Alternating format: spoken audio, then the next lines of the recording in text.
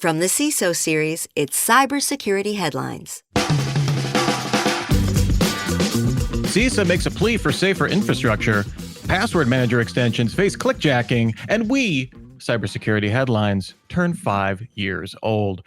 These are some of the stories that my colleagues and I have selected from this past week's cybersecurity headlines, and now we're going to have a very special edition of the Week in Review. First, we're going to be looking at some of the biggest stories of the week, and then we're going to be looking back at the last 5 years. Now, to help me with this, I am joined by a coterie of people that have some perspective on the matter. First up is our fearless reporter and master of headline sophistry, Hadas Kasorla, as well as our producer for this show, the first reporter for the show, the glorious Steve Prentice.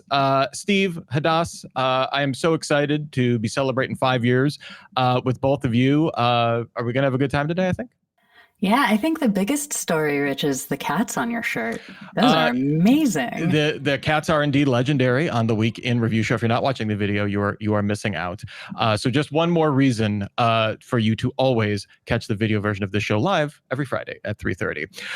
Before we jump into the news and a little bit of reminiscing, we have to, of course, thank our sponsor for today, Conveyor, the #1 AI for trust center and security questionnaire automation. Now, as I've already mentioned, if you're listening to the show as a podcast, you may have missed out on some of the video components here. Remember, you can join each and every week on our YouTube channel or go to CISOseries.com and look for the events page and join us live. See the video version, get involved in the chat. I already see Michael Vinding and the big boss man, David Spark, in there wishing all of us a happy anniversary. It feels good, warm, and fuzzy, and you can be right in there and join in the chat. And if you want to let us know how you're feeling about the show through email, feedback@CISOseries.com. I see each and every one of those emails, and I love it when we hear how we are doing, good, bad, or indifferent. I want to hear it. Just before we get into the news here, just a quick disclaimer that Hadas and Steve, these are all their opinions, not necessarily those of any employer. In fact, of the CISO series, really, these are just their personal opinions. And so we're going to have some fun with those. We've got usually we have about 20 minutes. We might go a little long today. That's okay. So let's get into the news here. First up, CISA implores OT environments to lock down critical infrastructure. The agency is seeking to get attention from companies with operational technology environments to get them to set a better cybersecurity posture. Good luck with that. Noting an increase in attacks this year, 87% year over year, according to Dragos, CISA published some new foundational guidance for OT cybersecurity that starts with the absolute basics. Assume nothing and start entirely fresh with a new taxonomy-based OT asset inventory. Knowing what you have might be a good place to start. A link to the report is available in the show notes to this episode if you want to get into all of the gory details. But Hadas, CISA has been a constant present in the news for basically the entire time we've been doing this show, one of the major components in kind of the broader cybersecurity landscape. I'm curious, what are your thoughts about its constant uphill battle to get attention from, whether we're talking about OT or just organizations in general, even the government itself, and kind of its role here? Yeah, I mean, I think realistically, all security has a struggle getting attention from businesses. As a security professional, I sometimes struggle getting that kind of attention. I also think that CISA specifically, for a while at least, was maybe trying to do more than they should have been, and maybe lost the attention because they weren't as focused. I do think, however, that most of my peers and I actually do pay quite a bit of attention to what CISA is doing, the things that it puts out, the recommendations it has. And I often reference CISA's stuff. So I think if they stay mission clear and also keep putting out, I think, really good things like this, they're not going to need to struggle for attention. When you say you're using these, are you using these to build out things to get buy-in from your organization? I'm just curious it's dependent on what, right? So for OT, I would say, yeah, this is actually really helpful. This is a really helpful reference to get people who don't know where to start, to get people who have been in the business forever, and now all of a sudden they're like, what? OT? I have to secure that? So I think that this is a really good reference. And I think that with this concentration on securing your environment from CISA, that they can be they will be more sought after by security professionals for advice and products like this. Fantastic. Just a shout out. Shmooze is congratulating on 5 years, and CCL in our chat. Our chat's kind of having some fun here. No live music performance. CCL, that's going to be for the 10-year anniversary. We've already booked Steve. He's going to be doing some guitar solos and stuff like that. So that should be happy Steve, to sing. Yeah. Oh, yeah. We got a dynamic duo here. So 10 years, look for it, 2030, book it on your calendar. We'll put it out there for you as well. Moving on to our next story here. Executives fall for podcast trap. The Better Business Bureau warns that attackers are using fake podcast invitations to trick executives, these poor executives, with emails that look legitimate and carry professional branding. Victims are asked to join a test interview or technical check, during which AI-generated voices and videos pose as podcast hosts. While the session seems routine, the attackers prompt the targets to install software, grant remote access, or share files, giving them the ability to exfiltrate data, harvest credentials, or deploy malware. Researchers note that this method leverages common business practices, since executives are accustomed to media requests and interview prep. So Steve, this falls into one of your favorite categories, the social engineering trap. And that was one of my big takeaways, just kind of looking back at some of my favorite stories from this year. I'm curious, what are your thoughts? What stands out to you with this particular story? It happens over and over again. And now we've got to the big bosses at the top. The idea here always is that no matter how much work we put into defense in depth and fortifying the networks, it's always the humans, unfortunately, who are the weakest link. We've seen this. I mean, I received one on my phone just today, some wonderful piece of good news from one of these big headhunting companies saying that I'm really good at this particular job. You know, every single day you get these messages which are just simply phishing, social engineering, and we do our best to try and stay aware of this, but it's just not possible. So now you see executive level people who are used to being asked to be interviewed. I mean, this is part of the perks of the job, and they're getting used to even shows like this, to come on to do a show like this. And of course they're going to fall for this. You know, if someone just says this is a technical check for the podcast to come up, of course they're going to do it. I always speak to a topic, and I was delighted that David reminded me of this a couple of days ago, that he still uses this, a term called gap it, which is where you put a gap between what you see and what you do next. So whenever you see a message like that, you stop and say, where's this coming from? Is it real? What should I do next? Rather than simply just click on the link. So now this is something that must permeate the C-suite level and the executive level, and just the same thing. Always, every single message that you get that wants you to do something, go back around another way to connect. So if it looks like Steve is asking you to join a technical check for a podcast coming up, reach out to Steve, reach out to me via my previously arranged email. Don't click on the button here. This is it. It's a simple 2-word mantra, but it's the kind of thing that needs to be taught regularly, encouraged, and given company time to practice the idea of separating what you see and what you do next. Is this an elaborate way of you guys telling me I've been pwned? Yeah, this is actually, for our 5-year anniversary, we are revealing, we are working with North Korea. And I'm so sorry, but you did install that browser. Con. Yeah. Well, no, but like, I think about this. I mean, all of these steps of being like, oh, did you check this setting? Have you tried installing this?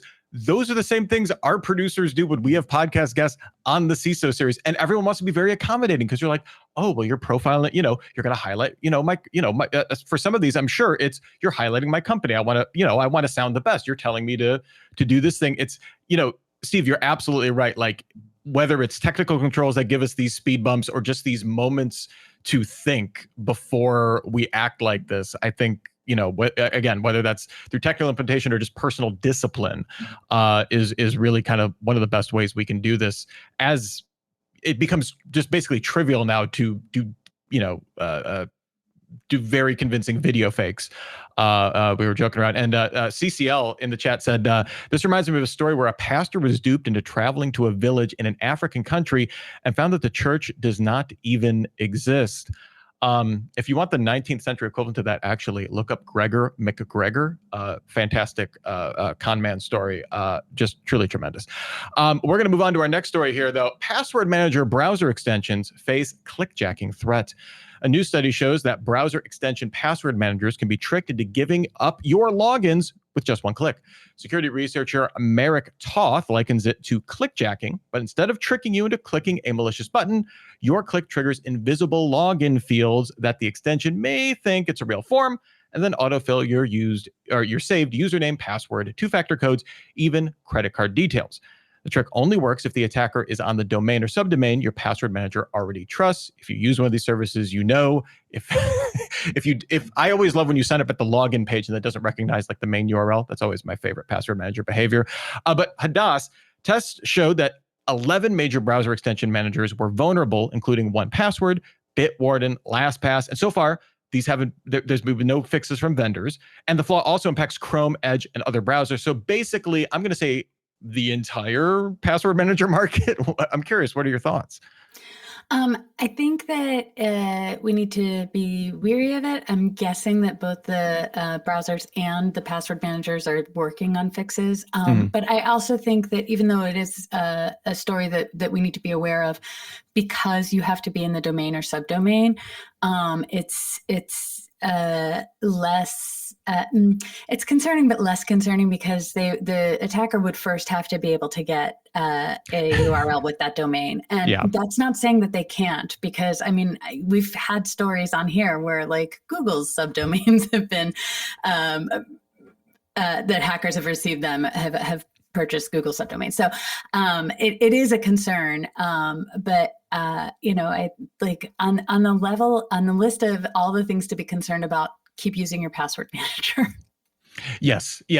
Look, please don't make this be an excuse to avoid these things. The net benefit, even if there are some quirks, like still use these, please, folks. We love our password managers.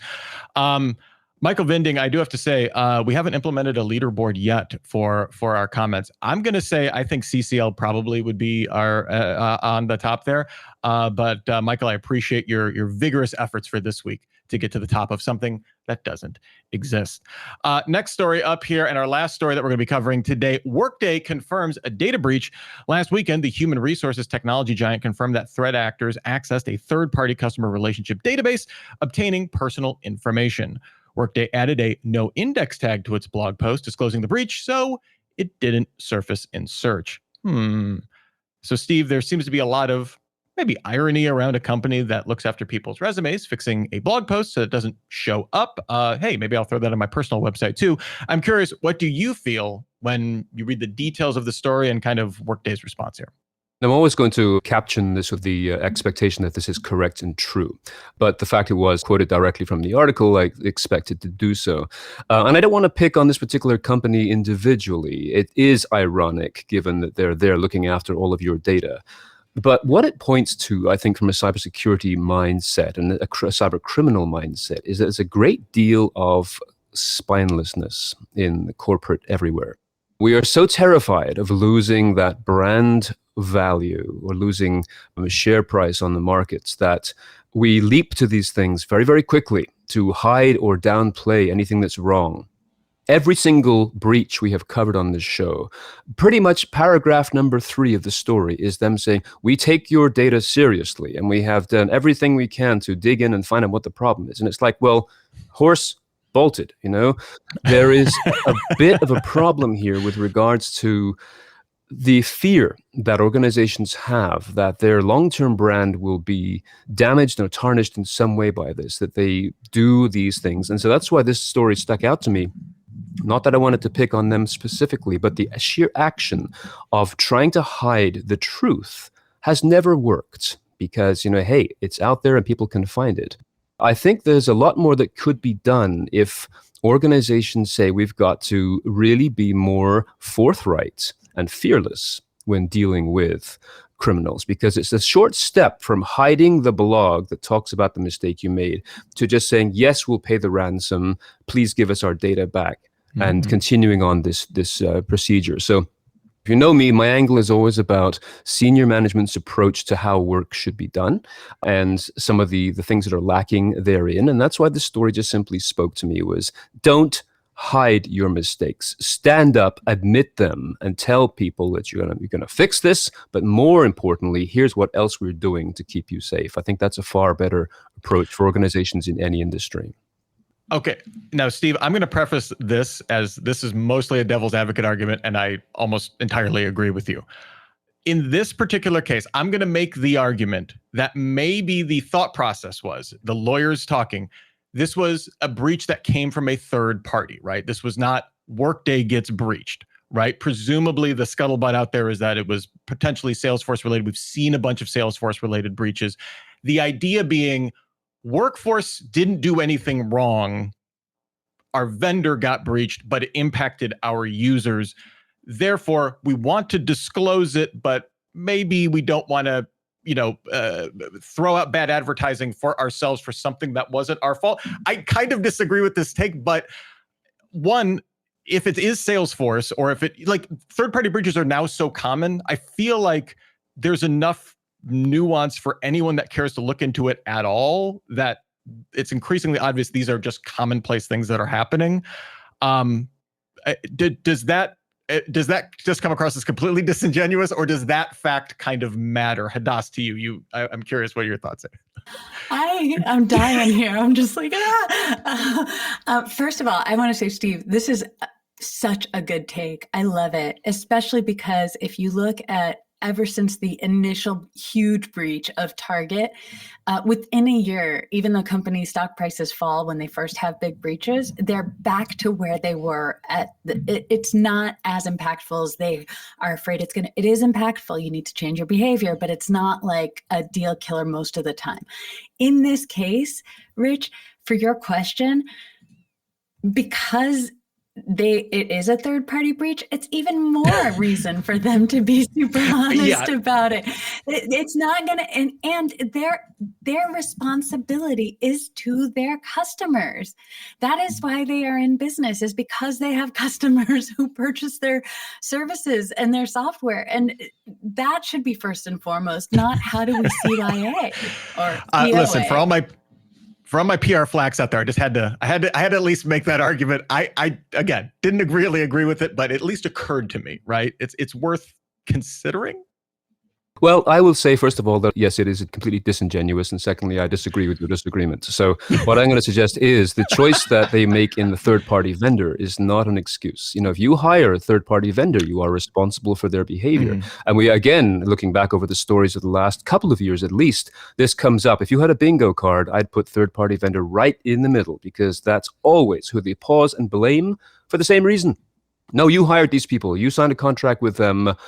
It's on you. And your name's on the outside of this tin, it's on you.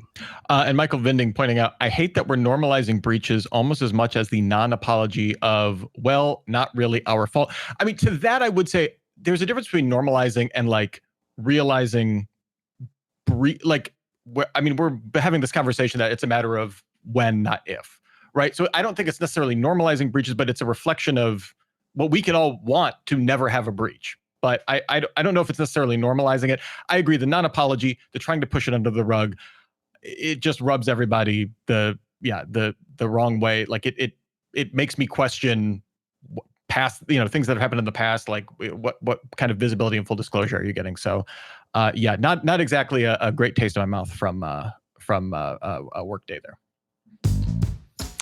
All right, well, before we jump into some kind of the 5-year anniversary celebration here, we want to spend a few moments and thank our sponsor for today, Conveyor.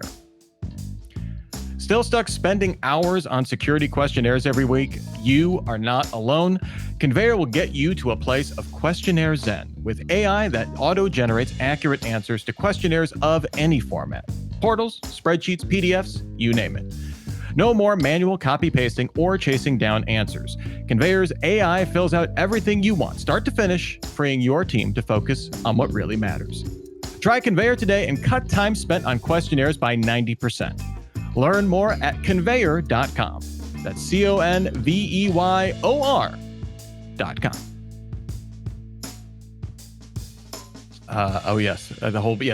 The Buy the Breach stock program. Don't take financial advice from the CISO series, full disclosure. All right. So just let's look back into the hazy, mythical past here. We launched Cybersecurity Headlines on Wednesday, August 19th, 2020. We've been delivering the show every weekday, outside of a few major holidays, ever since. Our consistency is one of the things we really pride ourselves on, just being in your podcast feed each and every weekday to kind of keep you up to date. Steve, you've been here since day one. What did we cover that first day? I'm curious. Yeah, I have them here. I pulled up the page, actually. And so the stories we had then was that Oracle enters the race to buy TikTok's U.S. operations. Oh, God. Oh, I forgot. Oh, all that's time. Oh my gosh, I forgot how much oxygen that soaked up in the room for years. Jack Daniels was hit with ransomware, so that was a big shock to a lot of people. 200,000 healthcare records exposed through GitHub credentials leak. Hey, that's original. Apple will not make. And the more things change, the more they stay the same. So Apple will not make any exceptions for Epic, the makers of Fortnite, who wanted to do some App Store stuff or refused to do some apps. So there's a battle going on between Apple and Epic over Fortnite. Which we've seen reversed over the last 5 years, yes. Crypto mining worm steals AWS credentials. Hey, haven't heard those initials before. So a lot there. Microsoft delayed zero-day fix for 2 years, according to Brian Krebs. This was took them 2 years to patch that. I mean, that happens, I suppose. British students' grades algorithm reveals potential for cultural bias in AI, the term that was not really used very much, but was starting to show up. And finally, I love this one the most. Oculus users envision a Facebook future. So we were all getting ready to strap on the Oculus devices and do our virtual stuff that way. That's what we were doing. Yeah, I mean, it's clearly the future. I can't wait for Apple to get into that market and just completely dominate and really transform everything. It's going to be, wait, I'm sorry. Good gravy. Hey, Kevin Farrell's joining us. Kevin, thank you so much for being here. I appreciate the happy 5 years. Wow. Yeah, it's very interesting. I mean, Hadass, from your perspective, I know you've been listening to the show for a while. What is is there anything surprising or lack of surprise, I guess, looking back 5 years? Okay, first of all, for a while, I think you mean fangirl since day one. But all right, for a while. Okay. No, I mean, I think that, like I said, the more things change, the more they stay the same. I think 5 years from now, the players' names will be different, but a lot of the issues will be the same. But also, there will be a lot more AI issues, obviously. AI, solving that AI. It's interesting that even 5 years ago, we're touching on that topic. I'm curious, in 5 more years, when after the musical performance, if will we be talking about like, oh man, we didn't even talk about quantum back then. I can't even believe that, or what, or if it's just going to be all AI, or it will, I don't want to think that. I don't think that bubble bursts, but like, how are we talking about it? Well, that's true. Yeah. It'll be our AI representations. I'll be all of the Hadassbot will be rocking and rolling on the show. That's fantastic. So Hadass, in preparing for the show, we have asked our reporters to maybe think about their favorite stories they've covered since being here. You are the freshest on the block here, so I guess we'll go in reverse chronological order. What has stood out to you since you've come on board? What has it been, 2 months now? Yeah, I would say that for me as a reporter, I like the weird and wacky stories the best. But my favorite story overall since I started was the Replit story, where the entire prod database of a company was deleted by AI. Speaking of AI, and the reason it's my favorite story is because there were just so many things that went wrong with that. and it's sad. It's really sad that an entire company basically fell apart with the reliance on AI. And as a practitioner in cybersecurity, it's the thing that I'm worried about most is that I love AI. I love new tech. I love using it. I love the potential of it. But I also am a little leery of our reliance on it so swiftly and our lack of controls in its use. If you're using AI in your production environment, We've talked about this on Defense in Depth on the CISO series before quite a bit. Like it's like, trying to fix the airplane while it's in flight, right? It's like we have to adopt these tools because we need to be able to move fast. Everyone else is doing it. Also, we need to secure these tools, and also to meet the new threats that are already using these tools. You need to adopt AI at the same time while trying to, it is a Gordian knot for sure to try and all of that is true, but you still need to get back to the basics. You don't put in brand new tech into your prod environment like that, or without having, sufficient backups to make sure that you can. That's what boggles my mind is like. And I say this actually as a practitioner, you still have to do the basics. You still have to have asset management. You still have to have vulnerability management. No matter how new the technology is, you still have to take care of your basics. I'm just encouraged that someone is going to get, or many people are probably going to get their master's degree from business school, writing out the business use case of what went wrong with Replit. And if we played some small part in that, you're welcome, all future people that get masters for all of time, basically. That is a A+ story, Hadass. Yes, definitely one of my favorites as well. We are going to also hear from Sarah Lane, one of the reporters that has one of the more recent additions to Cybersecurity Headlines. She could not be here today, but she sent a nice video, and so I thought we could give that a listen. And Sarah, take it away. Happy 5th anniversary to Cybersecurity Headlines. Hello, everybody. I am Sarah Lane. I'm one of the newer members of the team at CISO Series. I started Cybersecurity Headlines just after the first of the year, 2025. So it's been going on 9 months now, and you've never seen me before. So here I am in my studio that I record the show and a variety of other tech-focused shows. So I just wanted to give a big shout out to the CISO Series team. They have been more than welcoming of me, even when I had to, just kind of figure out what kinds of stories the audience wanted when I first started, and are just a great group of extremely smart people and also very funny. You should see our Slack messages sometimes. This is we should be comedians, all of us. But anyway, Rich Straffolino asked me, do you have a favorite story, over the time that you've been doing CSH?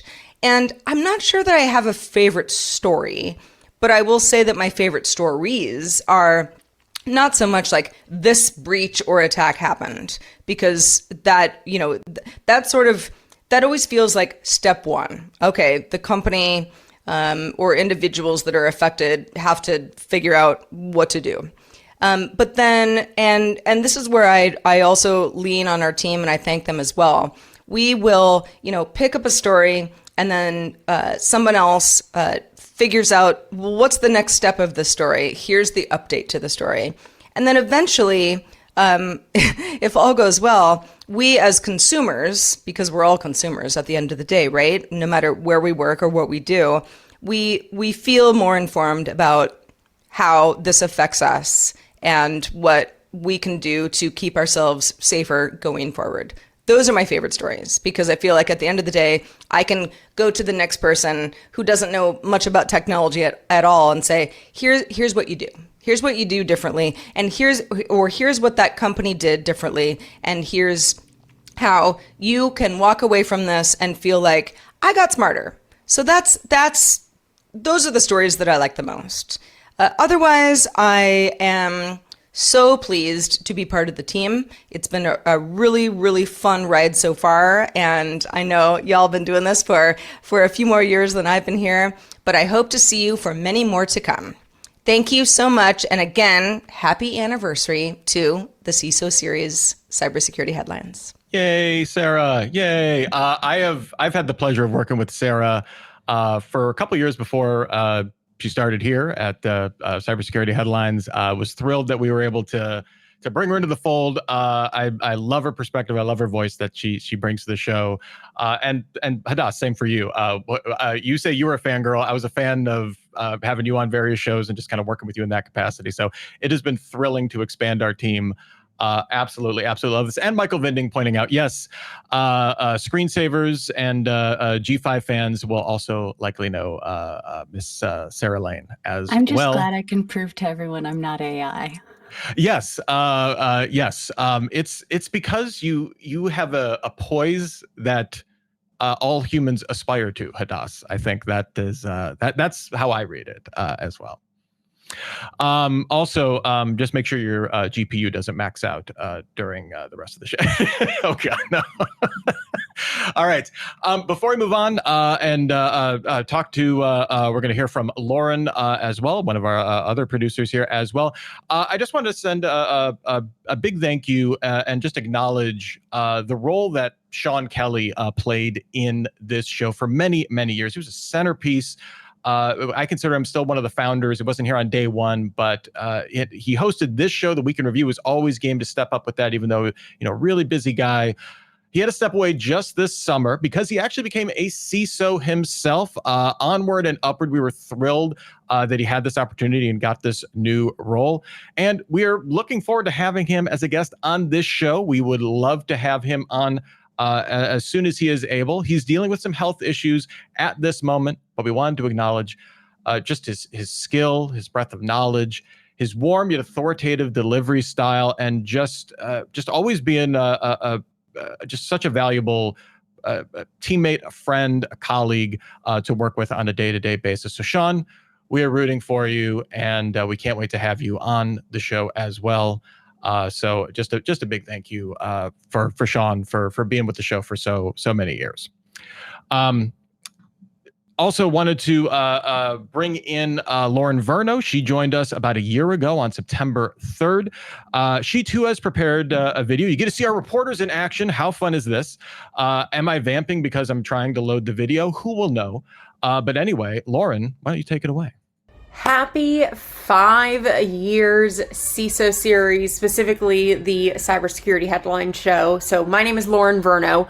I joined the Cybersecurity Headlines team a little over a year ago. We're coming up on 2 years, and it has been an absolute dream. A little bit about me is I actually used to be a news anchor and reporter and report on stories every single day. And then I moved to the cybersecurity world, and this show allows me to continue, researching those top stories of the day and bringing them to you and creating a rundown. So we were kind of asked to share a little bit about our favorite stories and what our favorite stories to report on. And I like to say that the stories that I get to have a little fun with the writing are my favorite stories to write about. In recent memory, Medusa Locker ransomware gang looking for pen testers. I mean, the jokes that come out of that one I think you have to go back to the episode, that ironicness of it. I love to give just a wild genre of what your top headlines are for the day. I try to find a really well-rounded rundown so that every single person who listens can at least find one story that they can take away. And coming back from my journalist days, I would always say, when I was thinking of my stories for the day, I'd think, okay, what was the story that I went and called my mom and told her about? I just have so much fun telling these stories. But I will say this, 5-year anniversary, not shocking at all, because I'm waiting for the 10-year anniversary of this podcast. I think what makes it so unique is each reporter really brings their own style and has their own voice, because we all come from different backgrounds, but we all have a passion in tech and cybersecurity, and then we're able to every day bring a little spin-off. I hope everyone understands how much that we take the top stories of the day. We don't get to research and write this way ahead of time. We spend every single day scouring the internet and scouring Reddit to find those top stories of the day so that you don't have to, because there are lots of media outlets there to get your generalized news of the day, your weather news, but it's really actually hard to find your top cybersecurity news of the day. And that was something that I found as such a niche thing about the cybersecurity headlines. And when I got the opportunity to join, I couldn't say no. So Cheers to 5 years cybersecurity headlines, and cheers to many, many more. I can't wait to continue bringing you guys stories and getting to talk about something that I find so much pleasure in writing, and I hope that every day you get to take home and, share and pass along some valuable information. All right, have a good day. Bye. I'm still on mute. There we go. Lauren, just fantastic. I love hearing Lauren work. She has, everyone here has a unique instrument, right? That they use to present the news. They have a unique perspective. I always love seeing what their passions are. I've shared plenty of things that I'm passionate about, but Steve, as the OG, I got to know, what was your favorite story that you've seen these 5 years? I can tell you that very quickly. It is the Florida water story. It's because this was, once again, an organization that placed their faith in shared passwords. We've got ourselves a really good remote access software. Seems to work really well. Hey, we can save some money by not having our engineers drive around and inspect the places in person. Just simply do it from your home, and yeah, we'll just have one password. Now, again, I do not wish to pick on them specifically. In fact, in this morning's newscast, this Friday, was a story about a kid from Scattered Spider who just got sentenced for doing bad stuff. But the end of the story was that he called the case unjust because another Scattered Spider kid hacked the judge while the case was going on. You can't write this stuff.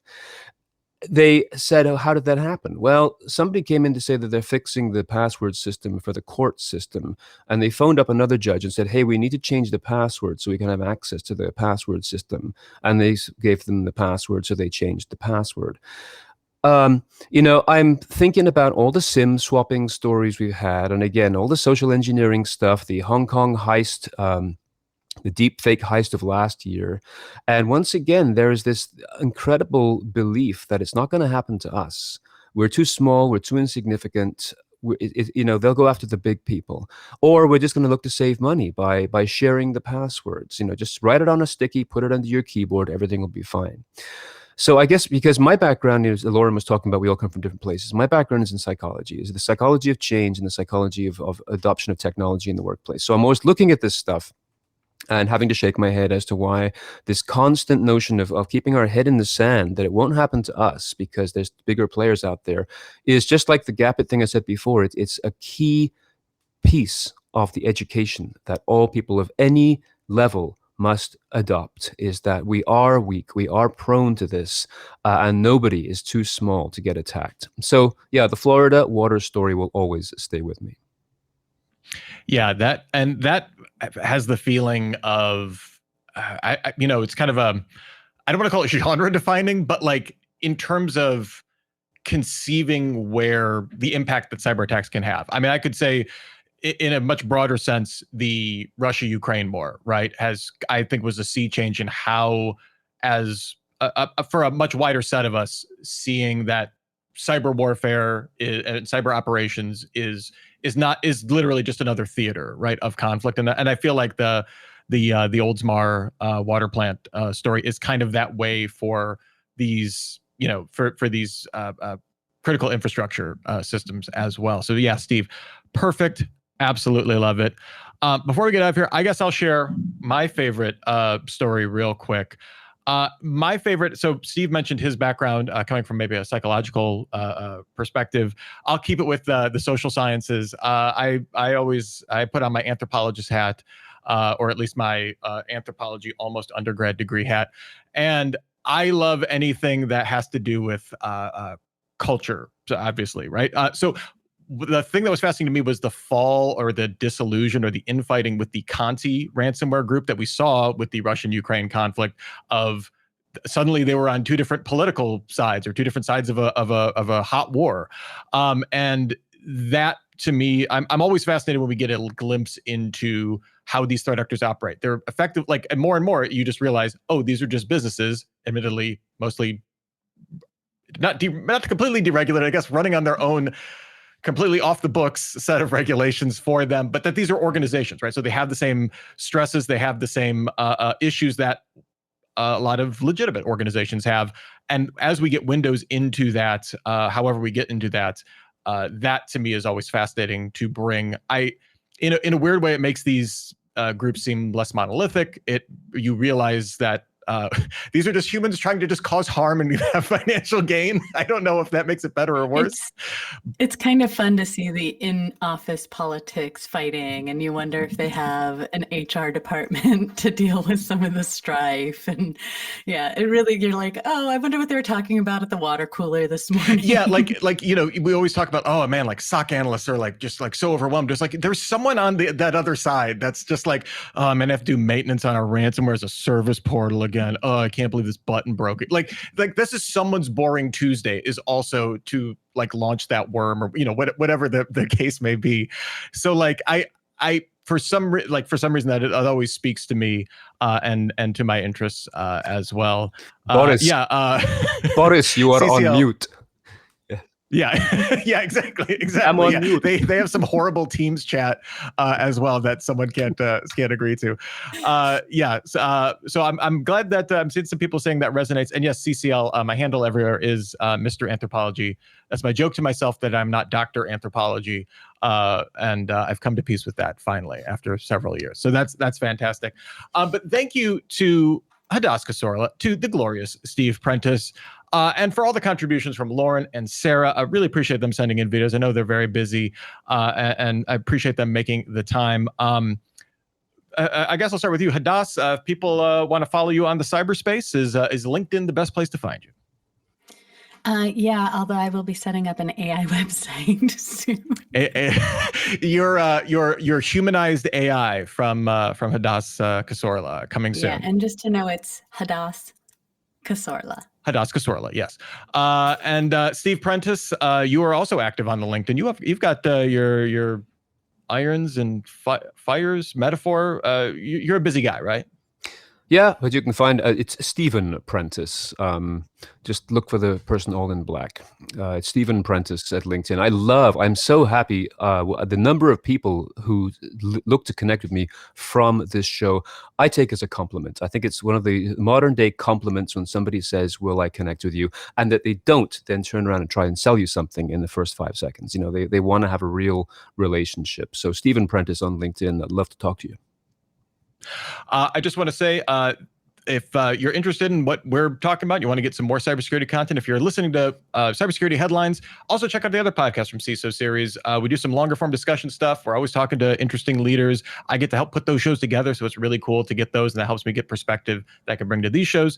You can find me on LinkedIn as well, just Richard Straffolino, and you can find me at Mr. Anthropology pretty much in every other platform. Before we get out of here, I also want to thank our sponsor for today that helps make this show possible, Conveyor, the #1 AI for Trust Center and Security Questionnaire Automation. And a huge thank you to our audience. We had a fantastic turnout for today. I'm going to do the romper room in here. I see DC Johnson, CCL, Michael Vinding, Kevin Farrell, the big boss man, David Spark, Chris Haller in there as well, TJ Williams, a lot of our regulars and some not so regulars showing up, making us feel special on this 5-year anniversary. So thank you all so much for just helping make the show awesome. And remember, feedback@cisoseries.com. We love to hear from you. We want to make the show better. We do that when you let us know what's working, what's not working, what you love, and what you want to hear more of. Remember, we got some plugs. Yes, Steve. Yes. Yeah, no, I just wanted to thank David Spark. He often goes behind the scenes, doesn't say a lot, but his drive and vision makes all of this possible, which is why he gets to fly the corporate jet. But he's done so much for making these shows interesting and fascinating, and just going out there and pushing them and making friends along the way. So I just want to say thank you to him for doing all this stuff. Yes, I call him the big boss man, but yes, he is definitely the vision of what the CISO series is wouldn't be here without David, and he's always pushing us to make the show better as well, and bring it to you. And the reason we have the consistency we have is because it was set up from day one to deliver that by David. So yes, I will echo that as well, Steve. If you want to hear some David Spark, I would suggest listening to almost any CISO series podcast, but specifically Super Cyber Friday next week, or not next week, on the 5th. when our conversation will be hacking AI in meetings. That's going to be looking at how we can avoid some liability while still getting advantages from all of your AI recordings and transcriptions and making use of those without being creepy and weird. That starts at 1 p.m. Eastern, not next Friday, the Friday after. Then come on back for the week interview. That's 3:30 p.m. each and every Friday. It's always a fun time here at the week in review. We have some fantastic guests coming up. We're pretty much booked out through September at this point. We're getting October going. It's going to be fun. We love seeing everybody here each and every Friday. Remember, if you're listening to this, you want to join us live, head on over to the CISO Series YouTube page or go to the events page at CISOseries.com.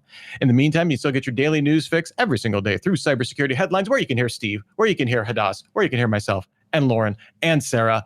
Give us about 6 minutes. We'll get you all caught up. Until the next time we meet, for myself, for our glorious producer, Steve Prentice, for Hadass Kasorla, for the big boss man, David Spark, and all of us in the broader CISO Series organization, here's wishing you and yours to have a super sparkly day.